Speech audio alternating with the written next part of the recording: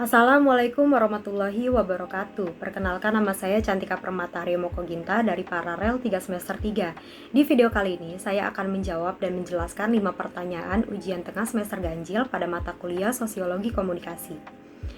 Yang pertama, saya akan menjelaskan bagaimana peranan media sosial terhadap kekerasan fisik yang terjadi.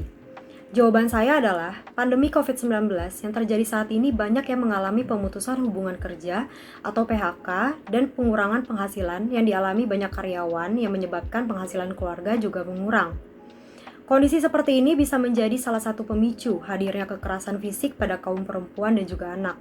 Tidak sedikit pemberitaan di media sosial yang membahas kekerasan pada kaum perempuan dan anak dalam sebuah keluarga. Disinilah pentingnya media sosial membagikan berita tentang kekerasan terhadap perempuan dan juga anak yang disajikan dalam kata-kata yang ramah anak dan perempuan. Bukan berita yang menyudutkan atau merugikan salah satu pihak agar tidak menimbulkan kesalahpahaman. Pemimpin redaksi IDN Times Yuni Lubis mengatakan bahwa kekerasan pada perempuan dan anak terjadi di sebuah rumah tangga juga mencakup kekerasan seksual. Di sini pentingnya media sosial, bagaimana menyajikan berita ini secara imbang agar pengguna media sosial yang lain dapat bisa mencerna kasus apa yang sekarang sedang banyak terjadi. Media sosial selain sebagai media penghibur dan menggali kreativitas, juga mempunyai peran informasi yang sangat penting untuk membaca situasi dan menuangkannya ke dalam bentuk berita soal kekerasan fisik yang rentan terjadi di musim pandemi ini. Yang kedua, saya akan menjelaskan pada perkembangan teknologi, bagaimana peranan media massa dalam masyarakat secara detail. Jawaban saya adalah, media massa merupakan salah satu layanan publik yang memiliki peranan penting dalam kehidupan sehari-hari. Melalui media massa, masyarakat bisa dengan mudah mendapatkan beragam informasi yang dibutuhkan, mulai dari informasi kesehatan, pendidikan, ekonomi, hingga politik. Bukan hanya itu saja, dengan media massa, masyarakat juga bisa mengetahui perkembangan informasi di belahan negara lain. Hingga sekarang, berbagai media massa yang terbilang sudah lama seperti radio, televisi, masih bertahan dan beroperasi. Meskipun keberadaan internet dan media sosial semakin menguat, tetapi media massa konvensional ini masih dibutuhkan oleh masyarakat. Dalam memberikan manfaatnya pada publik, ada beberapa fungsi media massa yang perlu kita ketahui.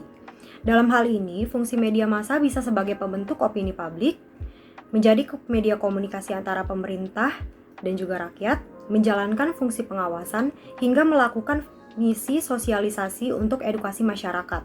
Masing-masing fungsi media massa tersebut mempunyai tujuan dan manfaatnya sendiri. Dengan begitu, peranan media massa di masyarakat kian jelas dengan adanya beberapa fungsi tersebut. Dalam hal ini, independensi media massa harus dapat terjaga agar bisa berperan netral di masyarakat.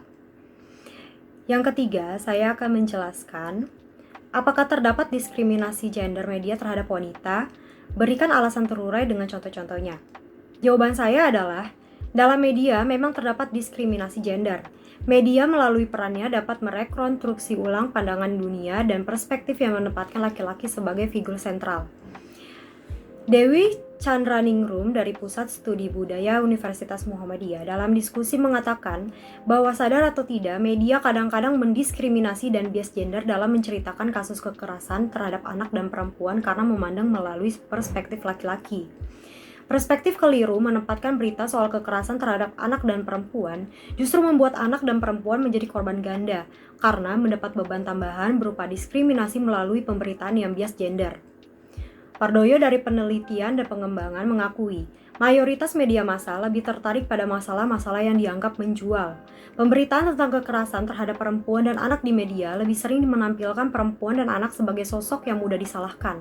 Seharusnya bagi pelaku media, mereka perlu untuk membekali diri dengan berbagai perspektif agar pisau analisisnya dalam memandang suatu kasus menjadi lebih profesional. Perspektif yang bias gender menyebabkan media memproduksi dan mereproduksi pola relasi gender yang tidak adil dan timpang. Media sering menggambarkan perempuan sebagai figur yang lemah, lunglai, dan menangis tanpa daya. Perlu waktu yang tidak sebentar karena media adalah cermin dari pandangan masyarakat pada umumnya. Jika sudah demikian, media harus kembali mengingat perannya sebagai agen kemanusiaan. Contohnya gambaran perempuan saat ini yang dapat kita lihat melalui media penyiaran yang masih melekat dengan ketidakadilan gender. Di antaranya terletak pada stereotip. Perempuan hanya diberikan peran pada sektor domestik serta isu kehamilan, pengasuhan, dan juga pendidikan. Praktik eksploitatif juga terjadi pada perempuan di media, contohnya kasus prostitusi. Isu pemberitaan di media penyiaran dinilai cukup mengeksploitasasi perempuan dari berbagai sisi. Pada kekerasan, di mana kasus-kasus pemerkosaan yang kerap menyalahkan dan menganggap perempuan sebagai pemicu pemerkosaan. Menteri mengatakan perempuan harus diberikan akses dan kesempatan lebih luas sehingga potensi dan kemampuannya pun akan berkembang maksimal. Yang keempat, saya akan menjelaskan dalam era komunikasi berteknologi canggih sekarang ini, apakah masih ada masyarakat terisolir? Jawaban saya adalah, dalam era komunikasi berteknologi canggih ini, masih terdapat daerah terpencil yang tidak merasakan fungsi teknologi dalam mempermudah kehidupan masyarakat dan bahkan mendengar kata internet pun jarang. Seperti di Provinsi Papua, tercatat sebanyak 50% masyarakat Papua masih tinggal di wilayah terpencil, bahkan terisolir. Tempat tinggal mereka berada di wilayah yang sulit dijangkau atau tidak bisa diakses melalui jalan darat, laut, maupun udara. Contohnya seperti suku Kurwa yang tinggal di wilayah antara Boven di Goel dan Yahukimo. Masyarakat Kurwa ini tinggal dan membuat rumah di atas pohon. Menurut Siep, masyarakat terisolir ini sulit disentuh dengan pembangunan, apalagi untuk merubah pola hidup mereka menjadi menggunakan teknologi canggih seperti masyarakat yang tinggal di daerah perkotaan. Yang kelima, saya akan menjelaskan apa yang dimaksud dengan budaya massa dan budaya populer. Jawaban saya yang pertama adalah budaya massa. Istilah budaya massa memiliki konotasi buruk dan baik. Konotasi buruknya yaitu ada kaitannya dengan aspek budaya yang disenangi oleh para orang yang tidak terdidik atau orang yang tidak tahu membedakan. Sedangkan konotasi baiknya yaitu karena massa sebagai sumber atau agen perubahan sosial yang progresif. Budaya massa diproduksi secara terus-menerus melalui campur tangan industri untuk menghasilkan produksi massal agar mendapatkan keuntungan dari konsumen yang menikmati hasil dari budaya massa tersebut. Budaya massa memiliki rumusan yaitu berulang-ulang, inovasi, ketepatan waktu, mengutamakan keinginan, dan kepuasan penikmatnya atau masyarakat, serta intelektual. Budaya massa dibentuk karena yang pertama tuntutan industri kepada pencipta untuk menghasilkan karya yang banyak dalam tempo yang singkat. Maka si pencipta untuk menghasilkan karya yang banyak dalam tempo singkat tak sempat lagi berpikir dan dengan secepatnya menghasilkan karyanya. Mereka memiliki target produksi yang harus dicapai dalam waktu tertentu. Yang kedua, karena massa cenderung latah, menyulap atau meniru segala sesuatu yang sedang naik daun atau laris, sehingga media berlomba untuk mencari keuntungan sebesar-besarnya. Selanjutnya ada budaya populer.